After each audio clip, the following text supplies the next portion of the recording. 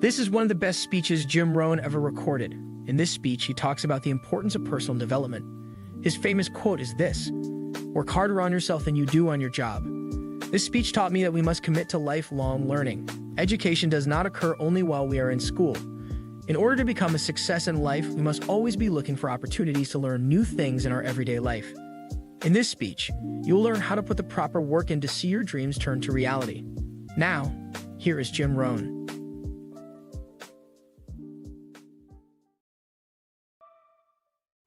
Work harder on yourself than you do on your job. Develop the skills. Learn the lessons. Take the classes. Absorb all that is being taught to you these days. And then later on, of course, you can sort it out, what's valuable to you and how to refine it for your business and for your life and for your future. But the main thing is to get it and start this process of personal change, personal development. And let me say it one more time. If you will change, everything will change for you. You'll never be the same. You'll keep growing. As you look back on a few months, look back on a few years, you won't believe the progress you can make. Economically, your relationship with your family, your friends, and whether you're in sports or economics or whatever, I'm telling you, that whole process of committing yourself for personal change, personal value, can really make your life unique and worthwhile. Now let's cover the second subject, on setting goals. Mr. Shelf gave me some tips on setting goals that changed my life forever. And I want to share those with you. So let's talk about setting goals, and I also want to tie it to personal development. And you'll see how I'm going to do it as I progress here. Setting goals. We need to take a look into the future. There are 4 things to consider in terms of attitude. One is how you feel about the past. Best advice I can give you on that is treat the past as a school. Let it teach you the mistakes you've made, the things that went wrong, the things that didn't work. Don't use the past as a burden to carry, and don't use the past as a club to beat yourself to death. Past losses, past failures, past mistakes. But let the past be a school. Tough school maybe. We've all been through some tough stuff. So if you feel good about the past, draw from it for experience and let it teach you. Then next is how you feel about the future. We've got to have the future well designed. The future is called the promise. And here's what we teach in our leadership series. The promise of the future can be an awesome force for your own future. The promise of the future, designing the future. There's 2 ways to face the future. One is with apprehension, and the other is with anticipation. I promise you, in my travels around the world, most people face the future with apprehension.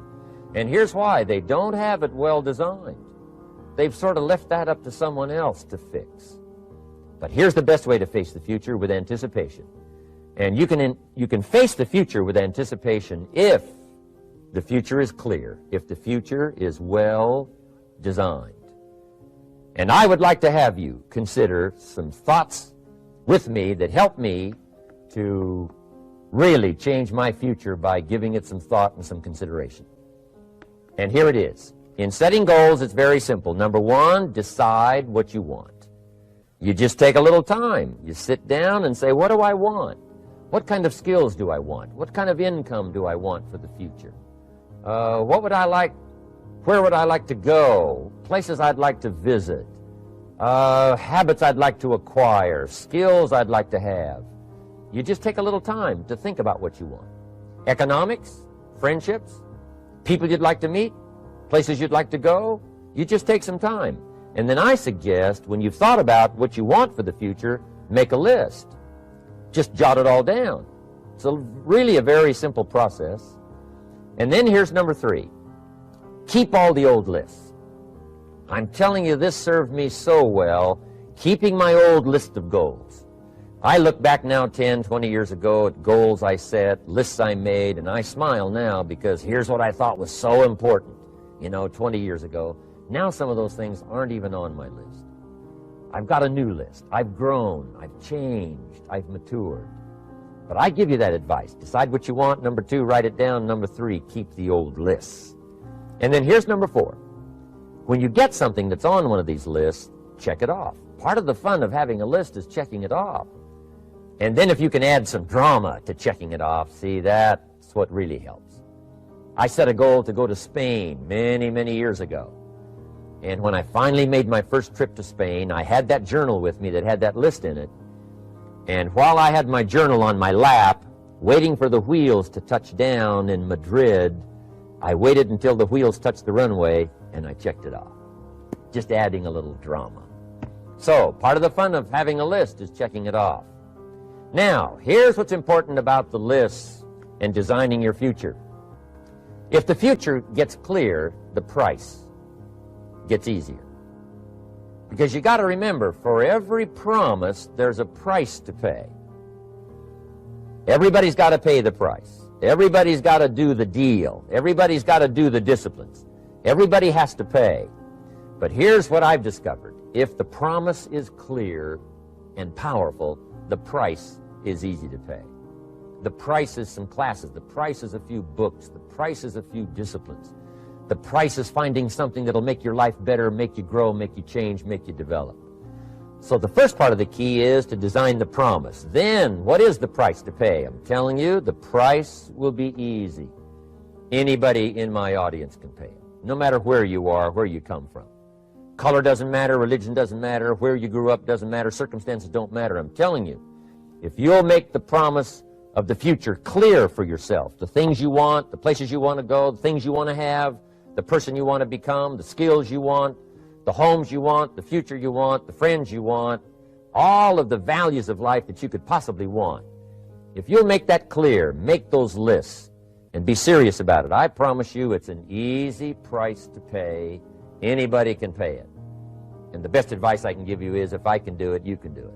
Farm boy from Idaho, raised in obscurity, I changed my life, turned it upside down, turned it all around, found economics, found future, found promise, and if I can do it, you can do it. So, start setting your goals and see if you can't get a better excitement going for the things you want to accomplish for the future. One of the major reasons for setting goals is for what they make of you in achieving them. My teacher advised me when I first got started at age 25, he said, "Jim, why don't you set a goal to become a millionaire?" He said, "It's got a nice ring to it. You know, enough zeros to impress your accountant." And he said, "I'm here to help you. You're only 25 years old. You've been to 1 year of college. You've got a beautiful family, every reason to do it. Why don't you set a goal to become a millionaire?" And he said, "Here's why." And I thought, he doesn't need to teach me why. Wouldn't it be nice to have $1 million? He said, "No, then you'll miss it." He said, "Here's why. For what it will make of you to achieve it." I'm telling you, that statement changed my life. Set the kind of goals that will make something of you to achieve them.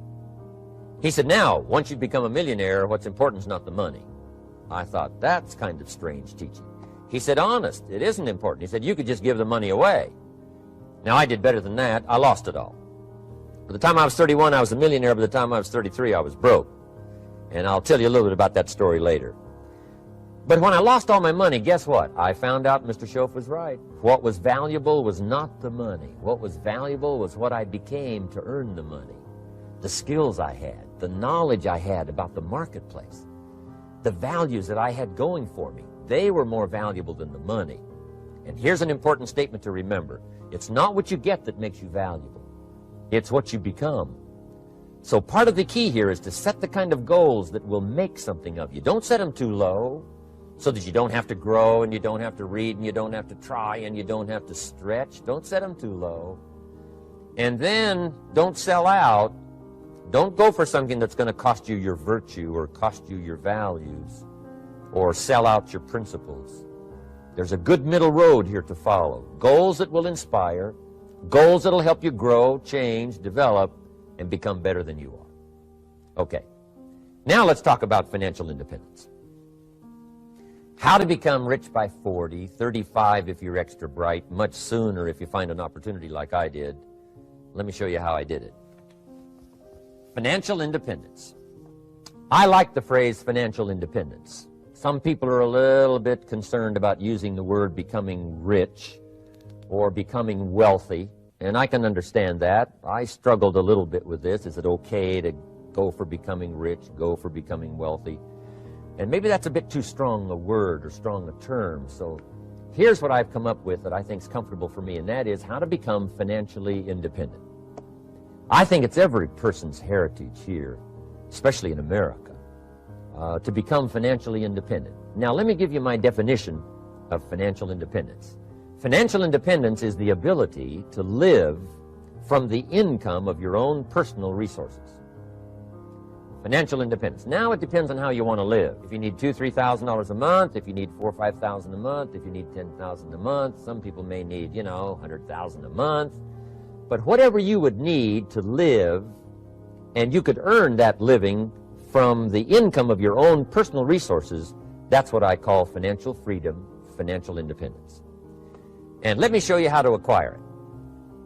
If you start at age 15, between ages 15 and 35 is 20 years. And in my personal opinion, based on my own studies and my own experience, 20 years, in my opinion, is enough time to become financially independent. If you're not, you don't live in the wrong country. Probably what's happened is you have the wrong plan. And it's easy to be a nice person with the wrong plan. I found that when I was 25 years old. I was broke at age 25, and I was a nice guy. You would have liked me. But I'm telling you, my plans up until then, especially my financial plan, left me broke. I totally changed it the next 6 years, and I became financially independent. So I know what I'm talking about. It is possible in a reasonable amount of time, 15 to 35. Whatever, 20 years' time, enough time. You can do it in a much shorter period of time, like I did if you want to. But this is a reasonable enough time. But here's number one. First of all, you got to have the right philosophy.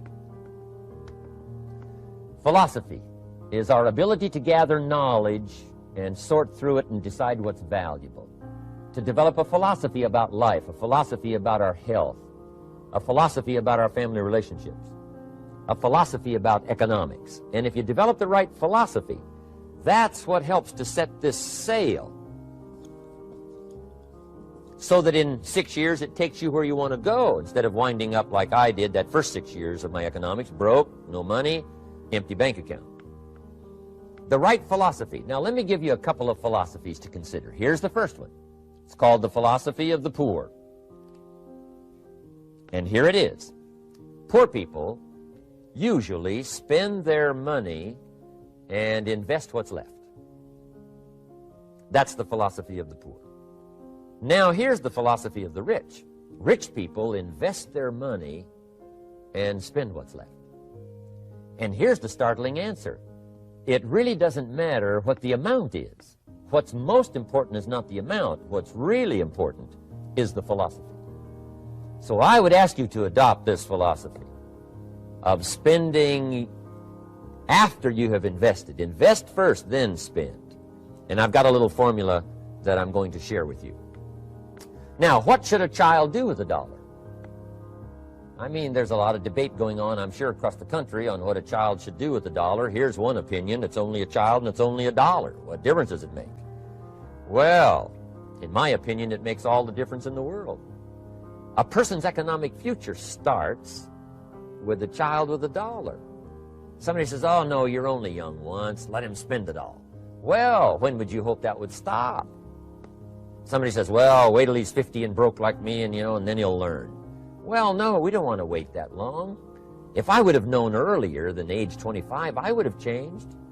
In high school, if they would have had classes called Wealth 1, Wealth 2, I'd have taken both classes. I would not have waited until age 25. So, the earlier the better. So, what should a child do with $1? Here's the simple premise to begin with. Don't spend it all. And if a child wants to spend the whole $1, you got to say, hey, don't spend it all. Don't spend it all. They'll say, why not? It's my $1. I earned it. You say, I know you earned it, but don't spend it all. They'll still say, why not? Say, let me show you why not. So you put them in your car, take them to the other side of town, and show them where people live that spend the whole $1. Just drive them around. Kids learn best by visual. Just drive around and say, would you like to live here? Kid says, no. Would you like to live like these people live? Kid says, no, no. then you can't spend the whole dollar. So kids will get the message. So, take them to the other side of town, show them around, unless you already live there, and then just show them around. Anyway, don't spend the whole dollar. Now, let me give you my best view of what to do with the dollar. And I promise you, if you started at age 15, now if you're over 15, right, you've still got plenty of time. You still got 20 years. If you're 30, you've still got 20 years. You still got plenty of time to start what I'm about to share with you. What to do with a dollar. Here's my first bit of advice. Never spend more than 70 cents. Never spend more than 70 cents. Now, you got to pick some number, and the number you pick is going to be determined by your philosophy. It's going to be determined by what you've been taught or your experience teaching yourself. When I first met my teacher, Mr. Schoaf, I was at about 110% of each dollar. I'm down at Budget Finance, hawking my furniture and my car one more time. And then I learned a whole better formula for financial independence. Number one, don't spend more than 70 cents. Now, kids say to me, well, okay, what do I do with the other 30 cents? And here's what I teach them. 10 cents for charity. Charity or church or helping people that can't help themselves. 10 cents to support worthy projects. Projects that you feel good about. 10 cents out of every dollar. It's called being generous with part of what you've taken out of society. Now, in my opinion, nothing teaches us character better than generosity. No class, no teacher, no book teaches character better than generosity. And the best time to start is when the amounts are small. And I know if kids learn these lessons well, they'll give a dime out of a dollar, help people that can't help themselves, support worthy projects. Or if you belong to a church, they teach tithe, piece of. That's very important. Now, because when the amounts get larger, sometimes it's a little more difficult. Giving 100,000 out of a million, someone says, oh, if I had a million, I'd give 100,000. I'm not sure. That's a lot of money. So the time to start is when the amounts are small. 10 cents out of the dollar. Okay, next 10 cents I call active capital. Active capital means do something to make a profit. Active capital. Set aside a portion of your income. Wages are okay, but I'm telling you, wages will make you a living. Profits will make you a fortune. So set aside part of your income as capital, called active capital. Any kind of project you can possibly think of, you can possibly come up with. I'm going to write a new book, I think, for kids. I think the title is going to be, Of Course, Kids Should Pay Taxes. It's kind of an interesting title. In California, kids do pay taxes. When a child walks into 7-Eleven, buys something that costs $1, the proprietor says, give me 7 more pennies. And the child says, hey, what's these 7 pennies for? And the proprietor says, that's the taxes. Kid says, well, hey, I'm only 8 years old. Proprietor says, congratulations, you're my youngest taxpayer. Give me the money. So in California, where I live, kids do pay taxes. Big question is, should they? And my book will answer that question. Of course, kids should pay taxes. Nothing is for free. If you want to ride your bicycle on the sidewalk instead of in the mud, you got to pay the 7 pennies. Nothing is free, so we all have to pay. So, 10 cents out of your living, out of the money you earn, set aside for capital. Capital to try your best to show a profit. And in my book, it's going to be all kinds of ways kids can make money, right? 2 bicycles, one to ride and one to rent. I mean, it doesn't take long to figure out some enterprise that'll start making a profit. Then you must jot this down if you're taking notes. Profits are better than wages.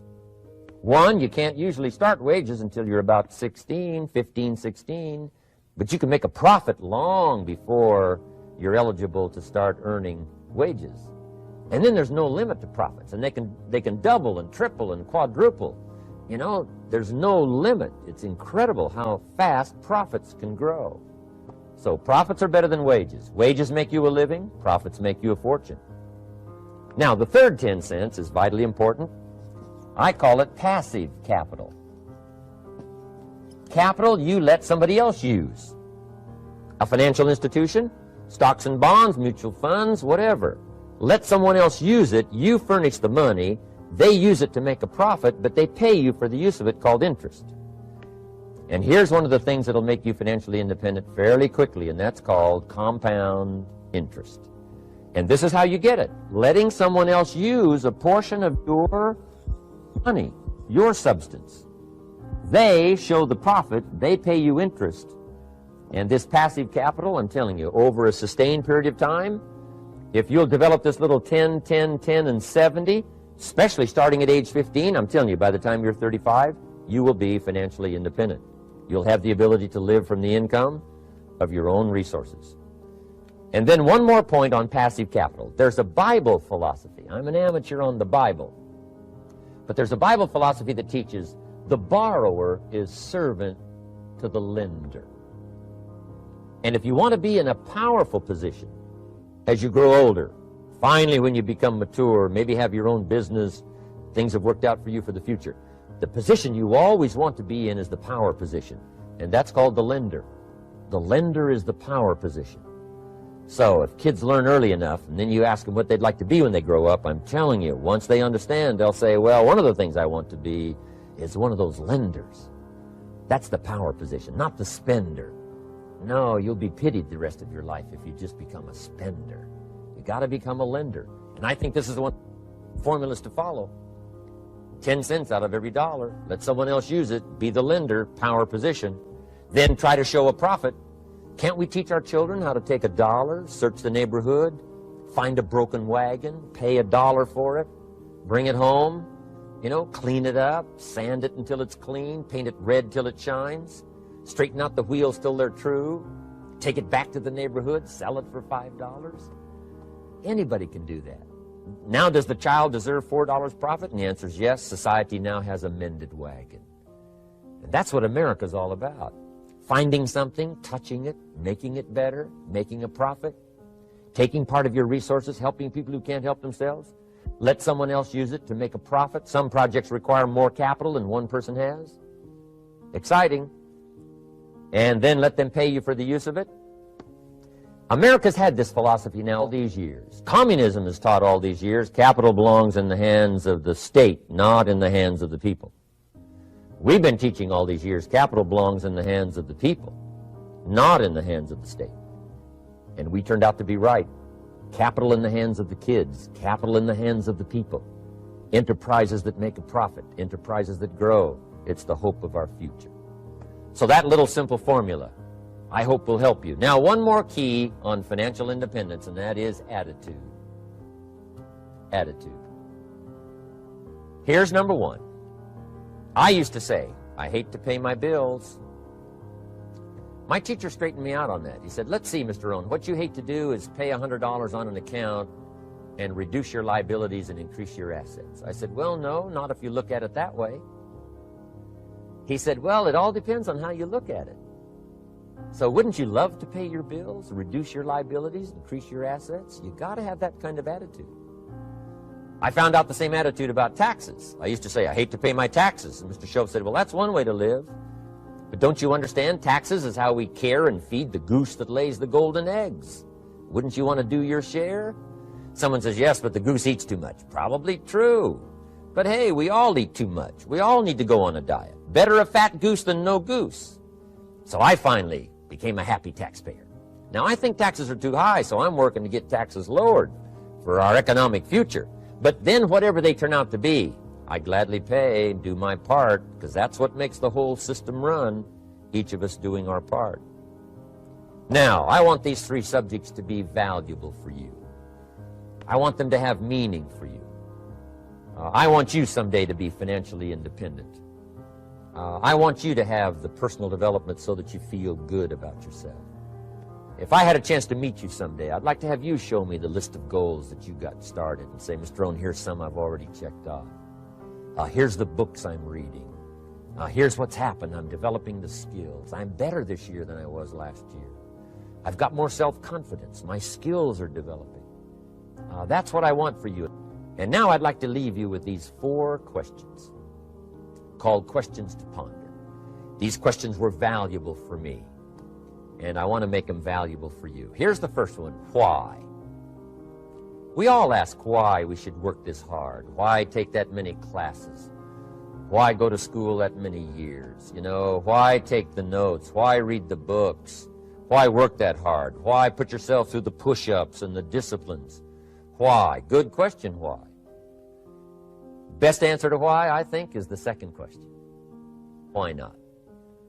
Why not see how many books you can read, how many classes you can take, how many skills you can develop? Why not see how valuable you can become to the marketplace and to your friends and to your family? Why not see what you can make of yourself? Why not see how far you can go, how much you can see, how much you can earn, how much you can share? Why not? That's the heritage all of us have, in America especially, is to see what we can make out of our lives now that we've been given this extraordinary opportunity. Now, my third question I'd love to ask you in person. But since I can't do it in person, I want to ask it of all of you. But I want you to take it personally. And my third question is, why not you? Why not you? With good self-esteem. Why not you starting to change and setting goals? Why not you starting to make progress toward financial independence? If I can do it, you can do it. I wished I had a lot more testimonials here today besides mine. A whole steady stream that would come by and tell you their story. Someone who started with nothing, finally run a big enterprise. A mother who was on welfare, now she owns her own business. In addition to my story, I wish I had a lot more. And if all of them told their story, guess how they would probably wind up their story? They'd probably say, just like me, why not you? If we can read, you can read. If we can change, you can change. If we can figure it out, you can figure it out. If we can turn it around, you can turn it around. There isn't anything you can't accomplish. That's what those testimonials would say. And so I want to say it to you personally. Why not you? You've got the brains, you've got the stamina, you've got the vitality, you've got the interest, you've got your life ahead of you, you've got the future. You can do it. If anybody can do it, you can do it. If one of us can do it, hey, we all can do it. And now here's my last question. Why not now? This is a good time to set your goals, work on yourself, work on your skills. What a good time to get it together. What a good time to start this process. Personal development, growing, changing, developing, having a good plan for your money and for your life and for your future. Why not now?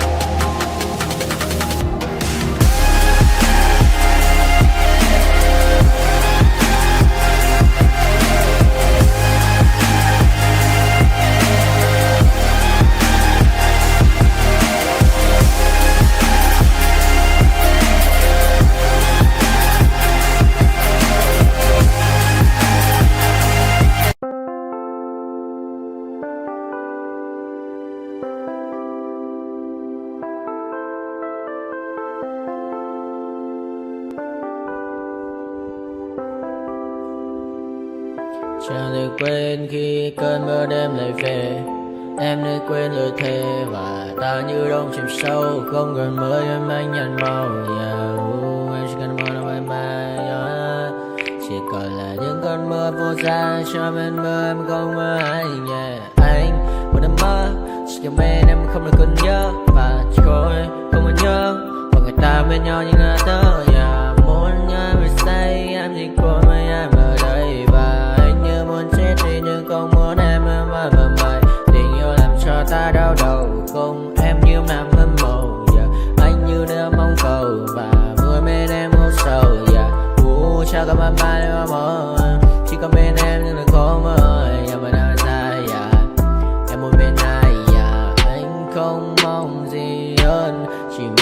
sẽ ở đây ôm anh thật gần. Anh chỉ mong đôi ta được có nhau, mà đừng em đâu anh có em, một đêm bên anh có em. Ta sẽ trao nhau môi hôn thật sâu, ôm anh.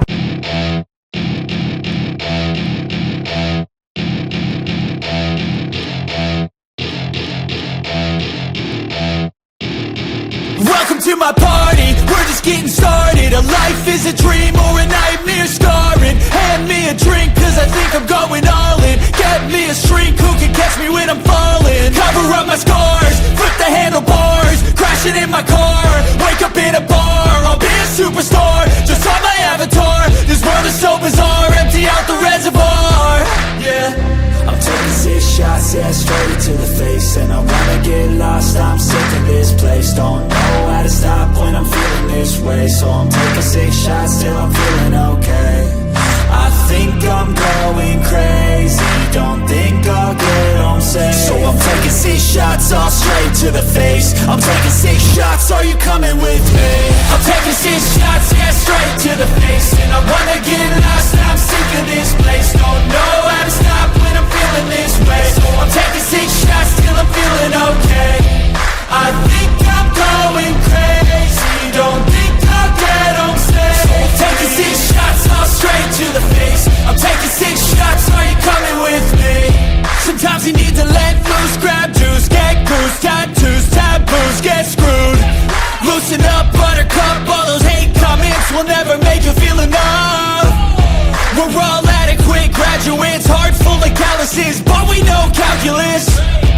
Damn, ain't that fabulous? Can't wait to apply all those mathematicus.